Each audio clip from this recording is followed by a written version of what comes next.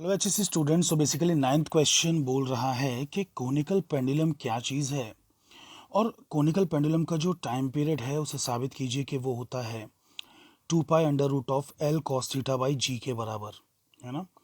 जहाँ पे एल क्या है, स्ट्रिंग की लंबाई है, स्ट्रिंग मतलब धागे की लंबाई है। थीटा जो है एंगल है जो कि स्ट्रिंग बना रही है वर्टिकल साइड के साथ, और फिर जी जो है एक्सेलरेशन ड्यू टू ग्रेविटी है। तो मतलब सिंपली कोनिकल पेंडुलम क्या होता है उसके बारे में बताना है, और टाइम पीरियड जो है उसे बेसिकली डिराइव करना है। तो चलिए आइए करते हैं। सो एक्चुअल में एक हमारे पास मान लीजिए कि एक सीलिंग है। सीलिंग मतलब आपके घर के ऊपर की दीवार, आपके घर की जो ऊपर होती है ना, आपके सर के ऊपर छत, तो वो सीलिंग है। उस सीलिंग से एक धागे के साथ मान लीजिए कि बेसिकली कोई चीज़ लटकाई गई है। अच्छा, ये जो मैं बना रहा हूँ ये बेसिकली मान लीजिए वर्टिकल डायरेक्शन है, जैसे एक वर्टिकल डायरेक्शन बना रहा हूँ। और अभी वो जो धागे के साथ जो चीज़ लटकाई गई है उसे मैं ज़रा साइड में दिखा रहा हूँ। तो लेट से कि उसे मैं थोड़ा सा एक एंगल पे ले गया हूँ, ठीक है। और वो चीज़ ये है, तो एक बॉल है जिसे एक धागे के साथ लटकाया गया है। तो आई होप कि आपको ये चीज़ जो है अच्छे से बेसिकली नज़र आ रही है। अब ये जो है यहाँ पे कुछ एक एंगल बन रहा है ऊपर। सो ये जो एंगल है इस एंगल का हम नाम रख देते हैं थीटा। तो theta is the angle with the vertical. तो वर्टिकल जो लाइन है उसके साथ जो एंगल इस स्ट्रिंग का, इस धागे का बन रहा है वो है थीटा। अब जो है यहाँ पर हमारे पास हम करते क्या है ना कोनिकल पेंडुलम में, कि ये जो बंदा है बेसिकली इस बॉब को इसको ऐसे नहीं छोड़ देते। मतलब यहाँ ले गए, मतलब पहले वो यहाँ था और यहाँ ले गए और छोड़ दिया। अगर वैसा करेंगे तो बेसिकली ये सिंपल पेंडुलम बन जाएगा, क्योंकि ये इस तरीके से चलेगा। तो ये इस तरीके से चलने वाला है तो सिंपल पेंडुलम बन जाएगा ना, फिर ये इस तरीके से घूमेगा। लेकिन हमें इसे कोनिकल पेंडुलम बनाना है, तो इसे हमें ना धक्का मारेंगे। धक्का मारेंगे मतलब इन द सेंस अंदर की तरफ। अंदर, ये ऊपर नहीं है, ये ऊपर नहीं है, ये अंदर है। अंदर समझ पा रहे हैं आप? ऐसा इसे पुश करेंगे ताकि ये गोल घूमे। अरे करते हैं ना पापा, साइड में ले जाइए। तो बेसिकली बॉल ऐसे लटक रहा था, इसे साइड में ले गए, धक्का मार दिया पीछे की तरफ। तो आपका जो मोबाइल की स्क्रीन है उससे अंदर की तरफ मान लीजिए आपने धक्का मार दिया। तो जब आप उसे धक्का मार देंगे तो जाहिर सी बात है कि वो एक सर्कल में घूमना स्टार्ट कर देगा। तो जब वो चीज़ सर्कल में घूमना स्टार्ट कर देगी तो भैया बन तो गया ना कोनिकल पेंडुलम, क्योंकि ये कोन जैसा ये नज़र आ रहा है। आप देख सकते हैं कि ये कोन क्रिएट कर रहे हैं, है ना। आपको दिखाई दे रहा है कि नहीं कि कोन बन रहा है एक। तो बेसिकली एक कोन क्रिएट हो रहा है लाइक दिस। तो कोन में घूम रहा है ना, कोन में घूम रहा है। तो इसी का नाम कोनिकल पेंडुलम है बेसिकली। तो अब इसका जो मोशन है इसे हमें बेसिकली समझाना होगा, है ना। अपने आप को समझाना होगा कि कैसे हो रहा है ये। अब अगर लॉजिकली सोचें तो बेसिकली सर्कल में घूमना मतलब देखो, भले पूरा जो सिस्टम है ये कोन में घूम रहा है, लेकिन ये जो बॉल है ये तो सर्कल में घूम रहा है ना। और सर्कल में घूमने के लिए आपको चाहिए होती है एक चीज़ जिसका नाम है सेंट्रीपिटल फोर्स। सेंटर की तरफ एक डायरेक्टेड एक फोर्स रहना चाहिए। तो भैया वो फोर्स कोई ना कोई तो देगा, वो फोर्स कोई ना कोई तो देगा। तो इस सिचुएशन में दे कौन रहा है वो वाला फोर्स? तो आइए उस फोर्स को जानने की कोशिश करते हैं। फिजिक्स में सिस्टम्स को हम ऐसे ही एक्सप्लेन करते हैं। तो बेसिकली देखिए, एक फोर्स तो है जो कि टूवर्ड्स द सपोर्ट रहता है हमेशा, और उसका नाम है टेंशन। तो एक टेंशन नाम का फोर्स है ना, जो धागे से ऊपर की तरफ है, सीलिंग की तरफ, मतलब बॉल से धागे के अंदर होते हुए सीलिंग की तरफ है। और एक दूसरा फोर्स है जिसका नाम है ग्रेविटेशन। सो बेसिकली वो जो ग्रेविटी है वो हमेशा टूवर्ड्स दी अर्थ के सेंटर, मतलब अर्थ की तरफ, मतलब मान लीजिए कि डायरेक्टेड है, ग्राउंड की तरफ डायरेक्टेड है। तो ये mg फोर्स है। अब देखिए ये दोनों में से कौन सा फोर्स रिजॉल्व करना चाहिए, पहले इसके बारे में सोचिए। नॉर्मली जो है हम जब सिंपल पेंडुलम की बात करते हैं तो उसमें हम mg को रिजॉल्व करते हैं। उसके पीछे की वजह क्या है कि बेसिकली ये बंदा है ना ऐसे चल रहा होता है। तो ये बंदा ऐसे ऐसे ऐसे ऐसे ऐसे ऐसे घूमता है ऐसे करके। तो भाई जब मोशन इस डायरेक्शन में हो रहा है, जब मोशन इस डायरेक्शन में हो रहा है, तो जाहिर सी बात है कि है ना mg को ही रिजॉल्व किया जाना चाहिए। तो mg को हम दो पार्ट में तोड़ देते हैं। तो इसे अगर हम थीटा कहते हैं, वैसे ये थीटा करस्पॉन्डिंग एंगल की वजह से आता है ना, करस्पॉन्डिंग एंगल की वजह से ये थीटा आता है। तो ये हो जाता है mg sine theta, sorry mg cos theta, और ये बन जाता है mg साइन थीटा। तो ये जो mg कॉस थीटा है ना ये टेंशन को बैलेंस कर लेता है। तभी जो है हमारा बॉल ऊपर नीचे ऐसे नहीं कर रहे हैं, है ना। सो बैलेंस हो गया। So T equal to m g cos theta में आ जाता है। और ये जो बंदा है ना, इसे कोई बैलेंस करने वाला कोई दूसरा फोर्स तो उधर है नहीं, तो मतलब यही बॉब के मोशन के लिए रिस्पॉन्सिबल है। जो ये बॉब है, बॉब कहते हैं इसे, एक छोटा सा बॉल जो कि बहुत हैवी है, उसे बॉब कह सकते हैं। तो बेसिकली जो बॉब है उसका जो मोशन है वो एम जी साइन थीटा वही डिटरमाइन कर रहा है। एम जी साइन थीटा ही उसको बेसिकली लीड कर रहा है। तो m a is m g sine theta. M a क्या है? मोशन। एम ए क्या है? फोर्स। तो बेसिकली ये फोर्स ही एम ए है, ठीक है, जो चला रहा है चीज़ों को। लेकिन ये कब? सिंपल पेंडुलम के केस में। लेकिन क्या हमारा बॉब अब इस डायरेक्शन का मोशन कर रहा है? नहीं। हमारा बॉब ऐसे चलने वाला है, फिर ऐसे चलने वाला है, फिर इधर से बाहर निकलने वाला है, स्क्रीन से बाहर, फिर ऐसे जाने वाला है, फिर ऐसे, फिर ऐसे। मतलब कहने का मतलब ये है कि इस तरीके से बॉब का मोशन है, सर्कल में है। तो भैया हमें क्या चाहिए ना, कि इधर कोई फोर्स चाहिए जो सेंटर की तरफ हो।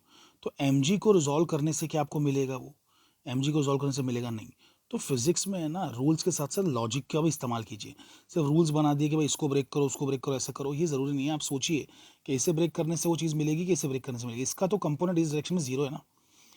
अरे इसे अगर तोड़ेंगे तो कैसे तोड़ सकते हैं? इसे ऐसा तोड़ सकते हैं, ऐसा तोड़ सकते हैं, है ना, या फिर ऐसा ब्रेक कर सकते हैं, ऐसा ब्रेक कर सकते हैं, मतलब घुमाते जाओ कितना भी। लेकिन कहने का मतलब ये है कि इसे हम ज़्यादा मतलब इस डायरेक्शन में तो इसका कंपोनेंट जीरो है। सिंपल सी बात इतनी जान लीजिए फिलहाल, और सोचिए कि क्यों जीरो है। ये तो बहुत बेसिक सा सवाल है। अभी ये जो चीज़ है टेंशन, इसे ब्रेक कर सकते हैं, तो चलिए इसे ब्रेक करते हैं। तो बेसिकली इसे जब मैं ब्रेक करूँगा तो थोड़ा इसका कंपोनेंट ऊपर की तरफ आएगा। सो थोड़ा कंपोनेंट ऊपर की तरफ है यहाँ पर, और थोड़ा कंपोनेंट जो है सामने की तरफ है यहाँ पर। सो ये जो है ये आपका बेसिकली थीटा एंगल इधर आ गया, तो ये टी कॉस थीटा हो गया। अरे भाई ऑल्टरनेट एंगल्स, ऑल्टरनेट एंगल्स। तो ये टी कॉस थीटा हो गया, और ये हो गया टी साइन थीटा। तो ये टी कॉस थीटा जो है ना, बेसिकली एम को बैलेंस करेगा। क्यों? क्योंकि हमारा बॉब ऊपर नीचे उछल नहीं रहा है ना, हमारा बॉब जो है ऊपर नीचे उछल नहीं रहा है, तो मतलब ये दोनों बैलेंस हो रहे हैं। और T sine theta basically centre की तरफ देख रहा है, मतलब यही सेंट्रीपिटल फोर्स है, यही इस बंदे को घुमा रहा है। क्योंकि जहाँ भी सर्कुलर मोशन है वहाँ पे सेंट्रीपिटल फोर्स एग्जिस्ट होना ही चाहिए, वहाँ पे कंपलसरी है, ठीक है। तो इस बात को ज़रा याद रखिएगा। तो अभी हम जो इक्वेशंस लिखेंगे वो कैसे लिखेंगे, देखिए ज़रा ध्यान से। सो टी कॉस थीटा हम लिखेंगे एम जी, और टी साइन थीटा हम लिखेंगे एम ए लिखते थे, है ना, जो मोशन चलाता है उसको एम ए लिखते थे। तो एम ए की जगह पे क्योंकि सर्कुलर मोशन चला रहा है वो, तो बेसिकली हमें क्या करना है वहाँ पे m v square by r लिखना है, ठीक है, m v square by r. So इस बात को ज़रा समझिए, है ना, m v square by r हमें लिखना है टी साइन थीटा। अरे भैया सेंट्रीपिटल फोर्स का फॉर्मूला है ये, in general formula centripetal force. तो टी साइन थीटा हमें m v square by r provide कर रहा है, m v square by r. T cos theta m g है, तो हमारा बॉब जो है मतलब बेसिकली ऊपर नीचे नहीं उछल रहा है, सिर्फ गोल गोल घूम रहा है, और गोल घुमा रहा है ये फोर्स टी साइन थीटा। तो बस इतनी सी जानकारी हमारे लिए इंपॉर्टेंट है। अब हम क्या करेंगे ना, कि जैसे इसे इक्वेशन 1 कह देंगे, इसे इक्वेशन 2 कह देंगे, डिवाइड 2 बाई 1। सो 2 इक्वेशन को 1 से डिवाइड करेंगे तो टी और टी तो कैंसिल हो जाएगा, और साइन थीटा के नीचे आ जाएगा कॉस थीटा, समझ रहे हैं? अरे भैया इसको इससे डिवाइड करना है, तो साइन थीटा के नीचे कॉस थीटा आ जाएगा, मतलब बन जाएगा tan theta. So tan theta right side पे एम और एम कैंसिल हो जाएगा, तो ये बन जाएगा v square by r g, है ना। सो टैन थीटा की जो वैल्यू है वो हो जाएगी v square by r g. I hope कि आपको ये बेसिक सी बात जो है समझ में आ रही है।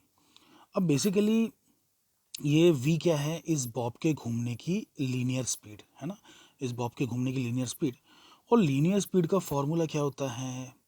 But v equals to distance upon time. Distance कितना है भैया? गोल घूमोगे तो डिस्टेंस कितना है? डिस्टेंस है सरकमफरेंस के बराबर।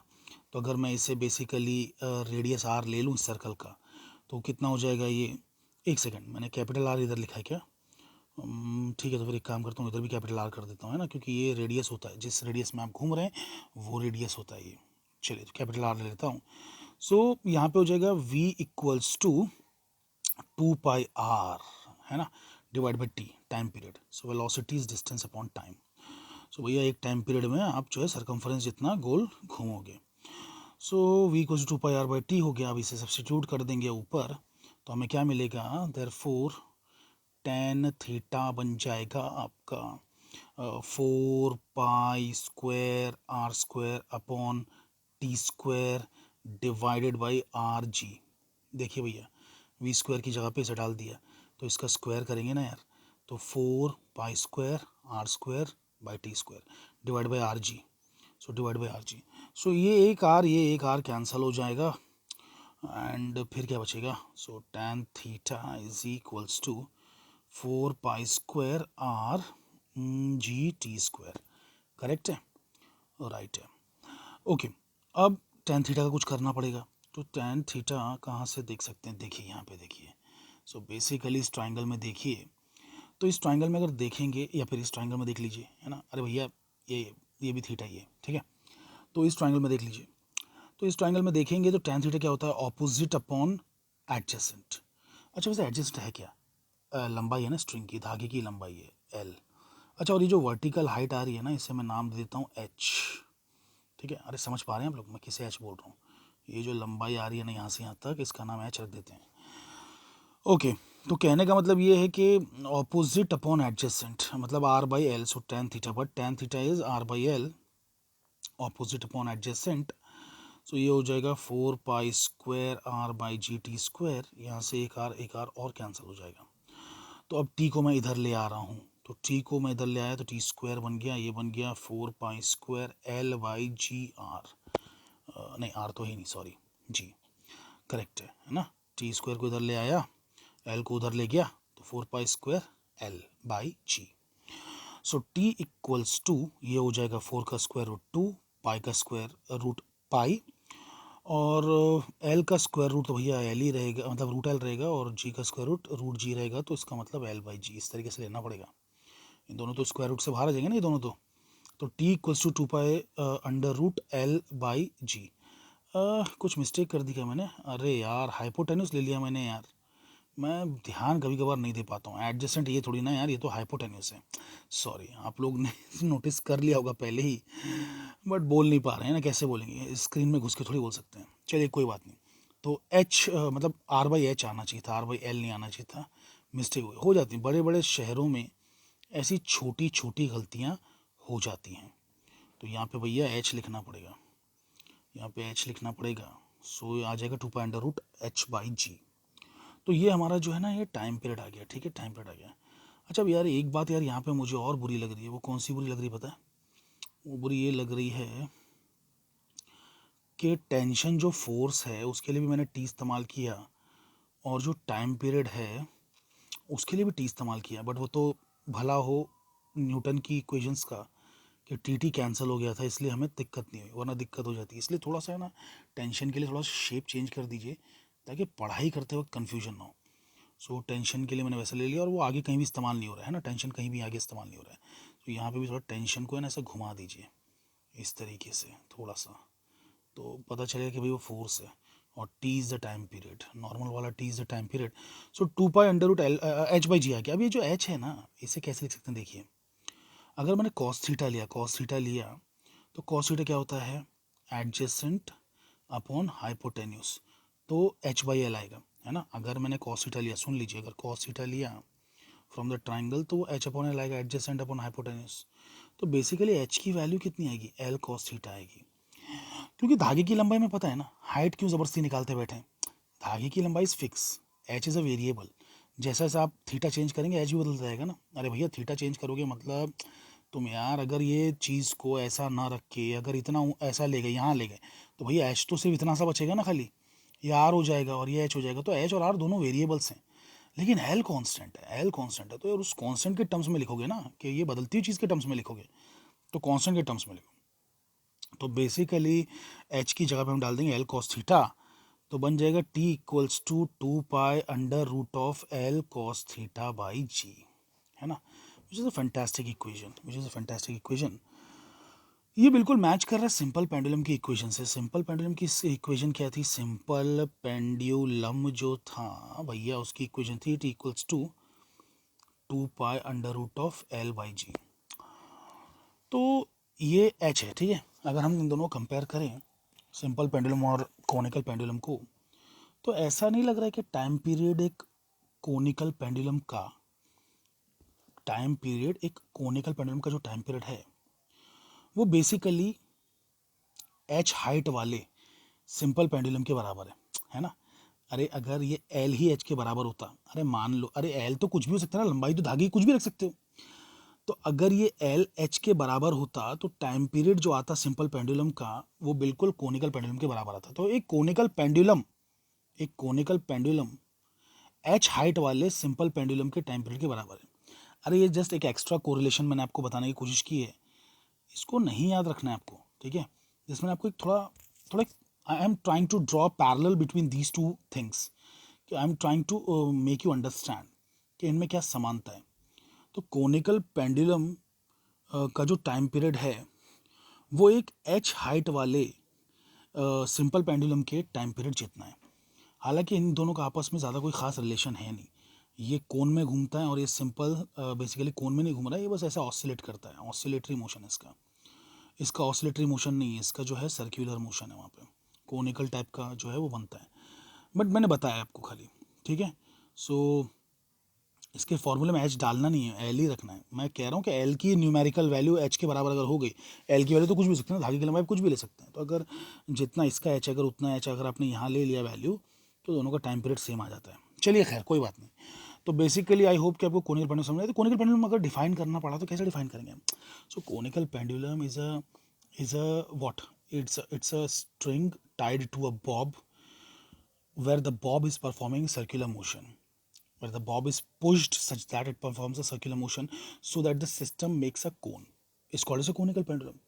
So conical pendulum is a pendulum in which the bob and the string together makes an angle theta with the vertical, and the bob performs a circular motion, ठीक है, in a horizontal circle. तो वो conical pendulum है, बस इस तरीके से define कीजिए और जो है डिराइव तो आपने कर ही दिया है time period of the conical pendulum, और शो कर दिया कि 2 cos theta by g होता है।